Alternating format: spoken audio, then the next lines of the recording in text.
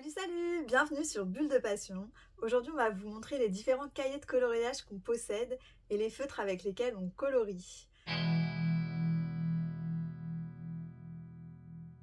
Du coup, moi, j'ai commencé le coloriage mystère avec ces deux cahiers-là qui sont le tome Vitro et le tome Babies.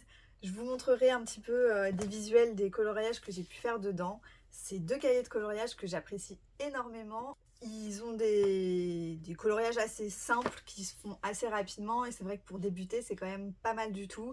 Ils demandent pas un panel de couleurs trop important, ce qui est quand même appréciable et j'aime toujours autant colorier dedans quand je veux faire des coloriages un petit peu plus détente.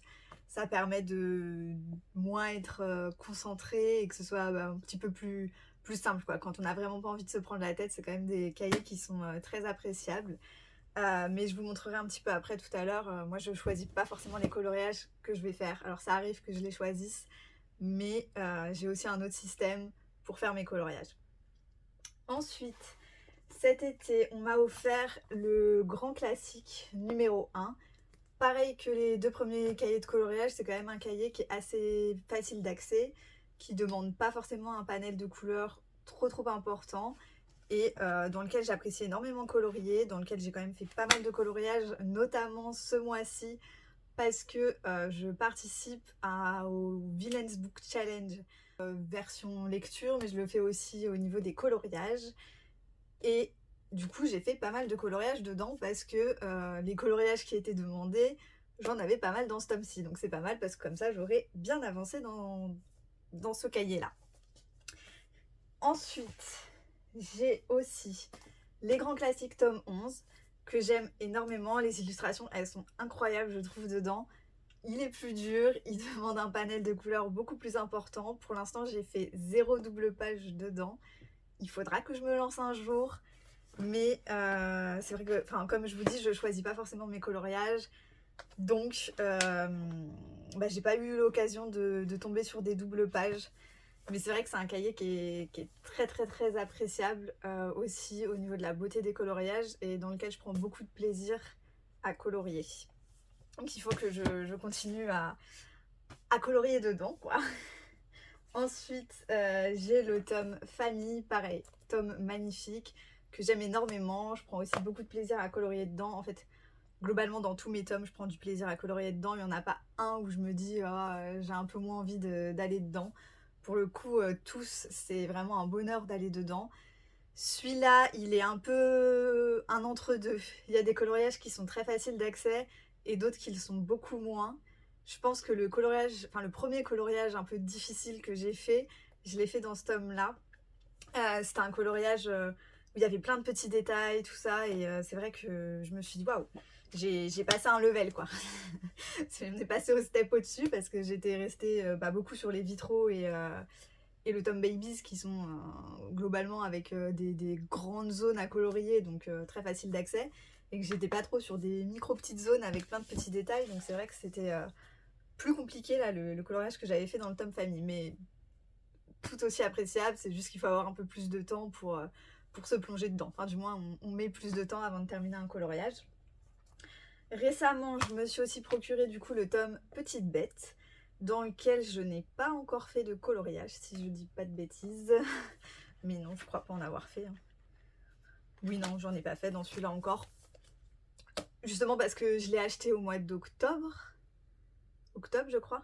Oui, je l'ai acheté au mois d'octobre celui-là et vu que je faisais le challenge avec l'autre cahier, enfin que j'avais déjà choisi les coloriages que j'allais faire pour le challenge, du coup c'est vrai que je me suis pas plongée dedans non plus et je suis même pas sûre que j'aurais eu des coloriages qui correspondaient au challenge dedans. Enfin je dis ça mais je vais vous montrer un dernier cahier que j'ai eu récemment, j'ai déjà fait un coloriage dedans.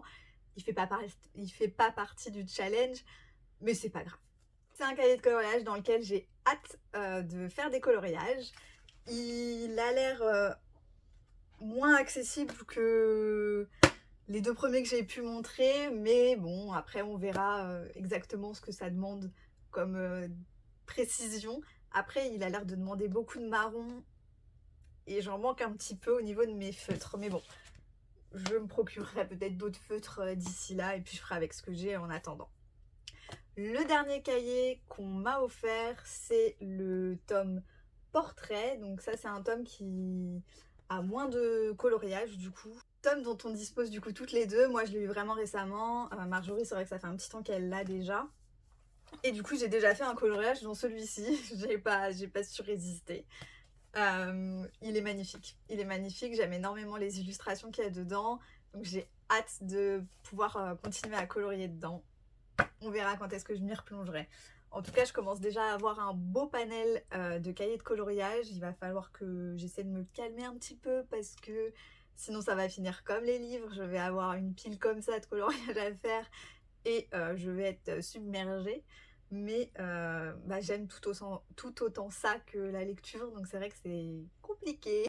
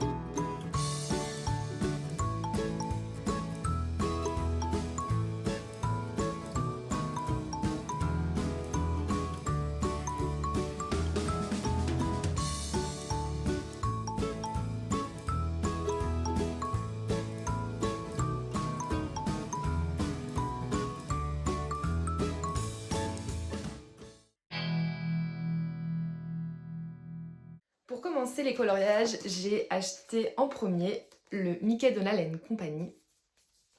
qui a été mon premier coloriage mystère. Ça m'attirait énormément, j'avais envie de tester et je suis tombée sur celui-là qui a très peu de couleurs au final et qui a de jolis coloriages. Je vous ferai un petit visuel pour vous montrer tout ça.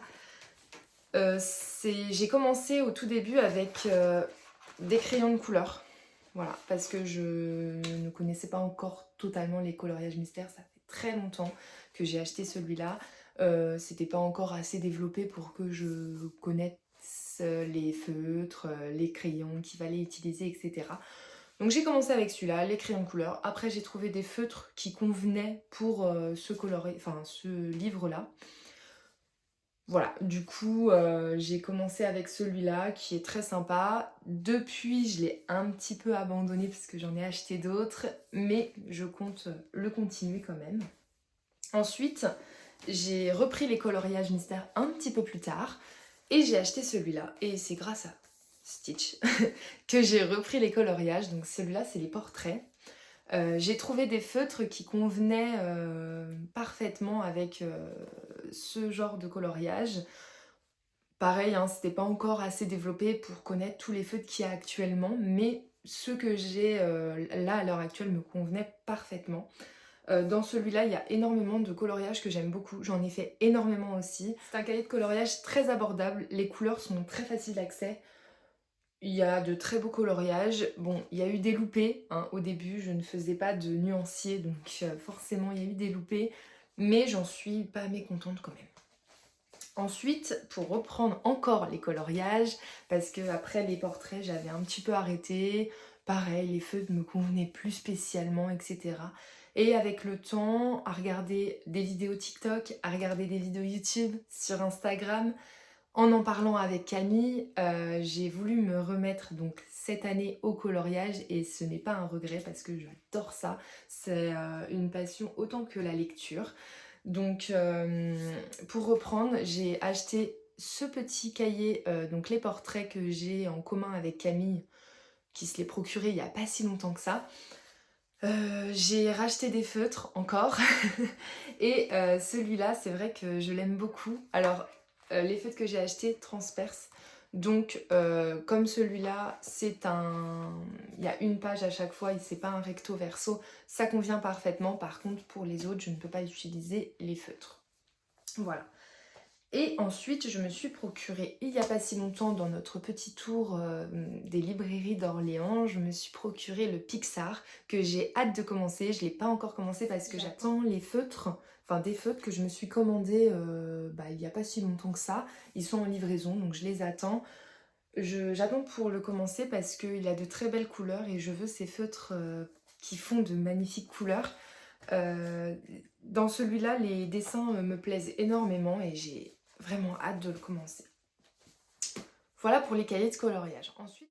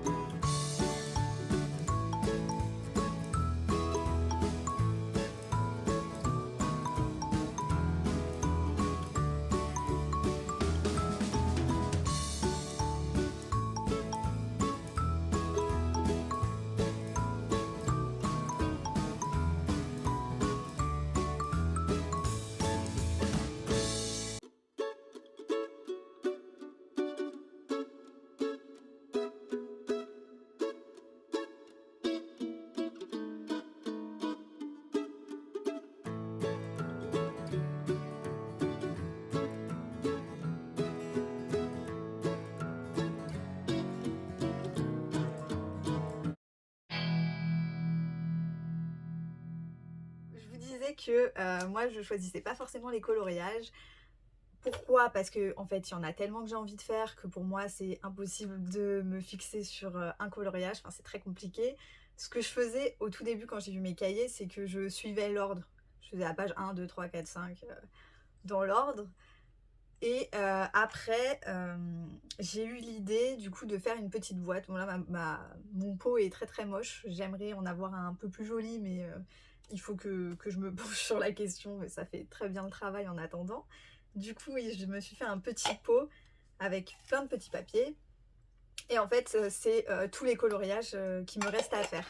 Sur chaque papier, j'ai écrit tome petite bête, coloriage 1, 2, 3, machin. Et il y a du coup à peu près 100 papiers par cahier, parce qu'il y a à peu près 100 coloriages par tome. Bon, il y en a moins parce qu'il y a du coloriage que j'ai déjà fait. Mais du coup, voilà, tous les coloriages qui me restent à faire sont répertoriés là-dedans. Enfin, je ne l'ai pas encore fait pour le tome portrait, il faut que je le fasse. Et du coup, ils sont tous répertoriés là-dedans. Quand je veux faire un coloriage, je pioche dedans et je fais le coloriage que j'ai pioché. Voilà. Donc je trouve ça sympa, au moins ça me fait aller un petit peu dans tous les cahiers, même si c'est vrai que je pioche quand même souvent dans les mêmes cahiers. Pourtant je remue, mais c'est vrai que c'est souvent quand même les mêmes qui ressortent. Mais du coup ça me fait aller un petit peu dans tous les cahiers, je choisis pas forcément ce que je veux faire et je trouve ça plus sympathique. Mon organisation pour faire les coloriages est très simple. Je n'ai pas de petits pots, je n'ai pas de petits papiers. En fait, au début, ce que je faisais, c'est page par page. Voilà, je tournais les pages et je faisais le coloriage suivant.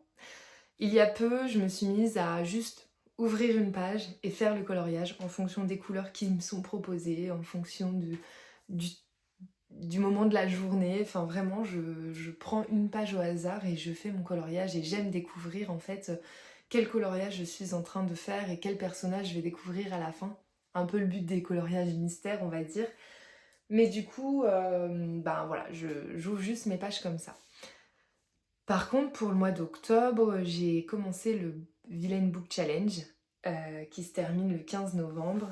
Et du coup, j'ai dû choisir mes coloriages, donc j'ai dû regarder les solutions. J'ai choisi mes coloriages donc comme ça. Mais c'est vrai que ma petite préférence, c'est vraiment d'ouvrir le cahier et de me dire je fais celui-là et je découvre mon coloriage. Voilà. Pour ce qui est des feutres, j'ai les aquamarqueurs de chez Action.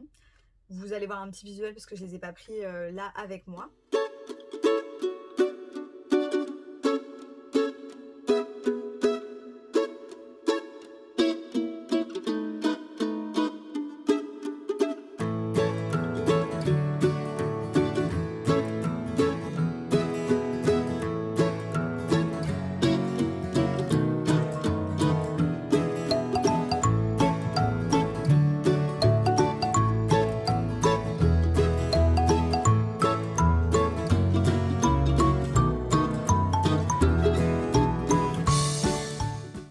J'ai aussi ces feutres qui ont été les premiers feutres avec lesquels j'ai commencé à colorier. C'est les Staedtler qui sont très bien, ma foi. Avec lesquels ça fait longtemps que j'ai pas colorié, je dois le dire. Je coloriais beaucoup avec au début parce que c'était les seuls que j'avais. Mais c'est vrai que quand j'ai eu d'autres feutres après derrière, je les ai un petit peu abandonnés alors qu'ils étaient très très bien. La seule petite chose, c'est qu'ils ont tendance à transpercer avec certaines couleurs, notamment avec les foncés. Les couleurs foncées, mais ça reste quand même de très bons feutres qui font un très beau rendu.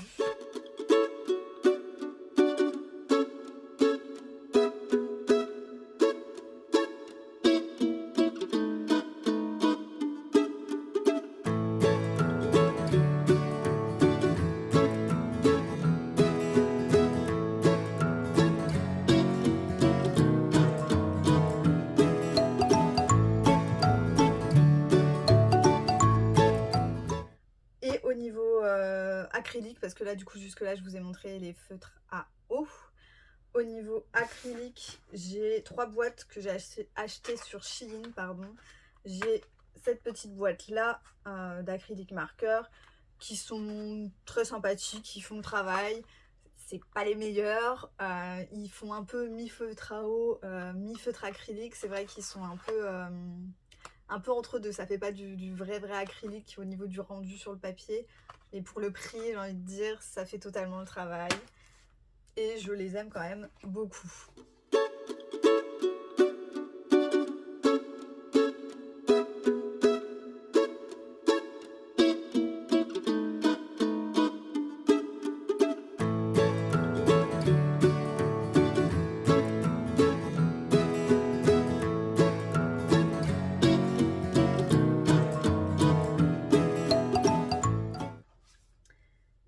ensuite cette boîte d'acrylique marqueur. Donc moi j'ai la boîte de 60 feutres. Ils sont très très bien. Je les aime énormément ces feutres là. Ils ont un très beau rendu, une belle opacité. Ils sont vraiment très très bien. Je valide grandement. C'est les Gangna.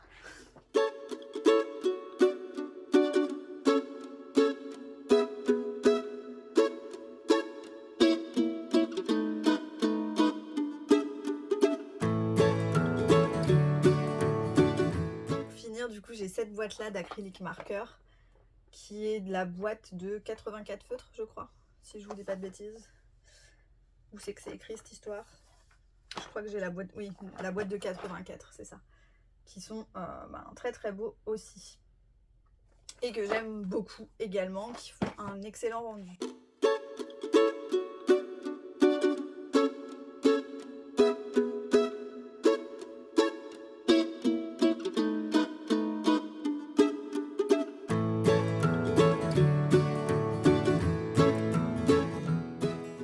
Voilà pour mes boîtes de feutres.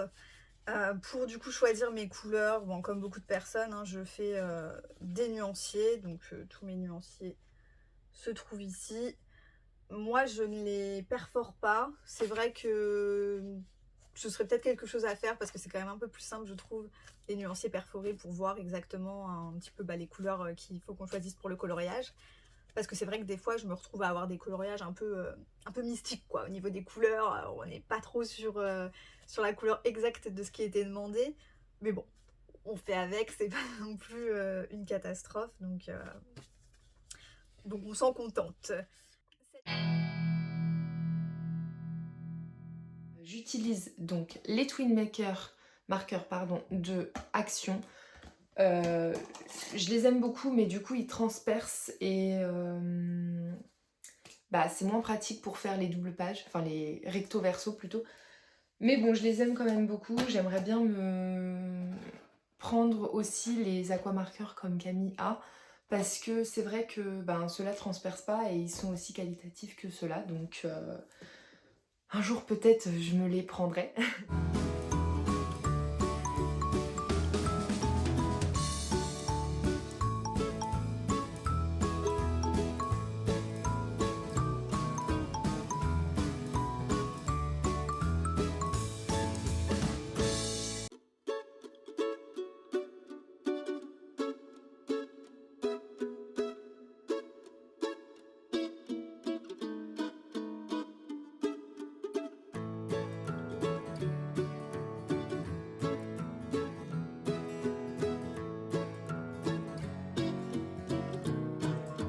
Et j'ai comme Camille, du coup, les Staedtler de chez Cultura. Enfin, je les avais achetés chez Cultura.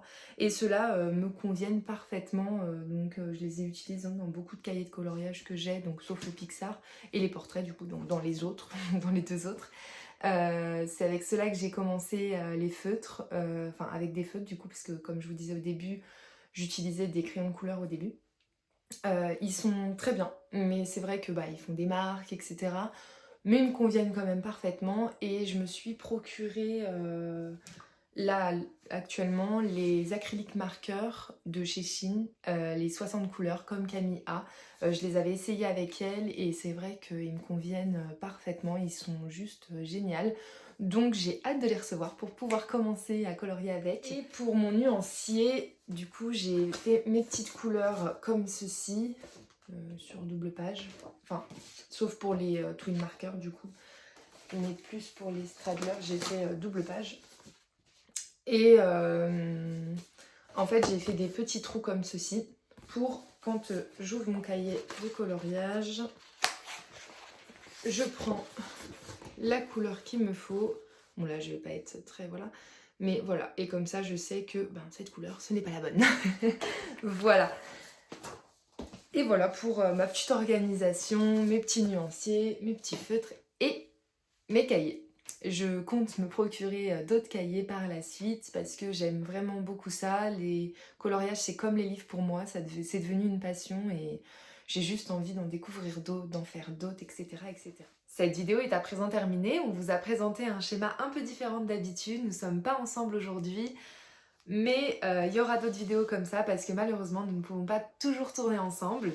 On espère que ça vous plaît quand même. N'hésitez pas à nous mettre des petits commentaires, des petits pouces bleus, à vous abonner à notre chaîne, à nos réseaux sociaux. Et on dit à bientôt! À bientôt!